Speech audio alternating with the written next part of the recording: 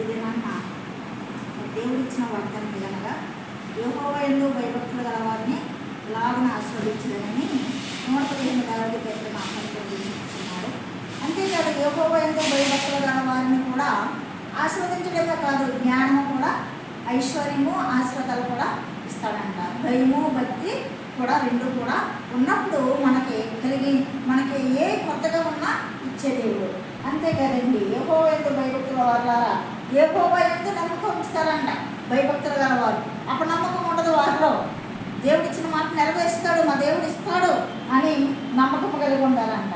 మరి భయభక్తులు గల వారికి సహాయం చేసే దేవుడు మన దేవుడు. మరి అంతేకాదు, యెహోవా మరి మర్చిపోయే దేవుడు కాదు. భయభక్తులు గలవారిని, భయముతో భక్తితో ప్రార్థించే వారిని మర్చిపోయే దేవుడు కాదు, విడిచిపెట్టే దేవుడు కాదు. ఆయన ఇశ్రాయేలును ఆస్వాదించినట్లుగా ఇశ్రాయేలును ఆస్వాదించాడు. అలాగే భయభక్తులు కలిగి ప్రార్థించి మరి దినదినము మోకరించి మరి అక్కడ 2 చేతులు ఎత్తి ఆయన ఆరాధించే వారిని ఆయన ఆస్వాదిస్తాడు. అహరోను వంశస్థులను కూడా ఆస్వాదించాడు ఆయన.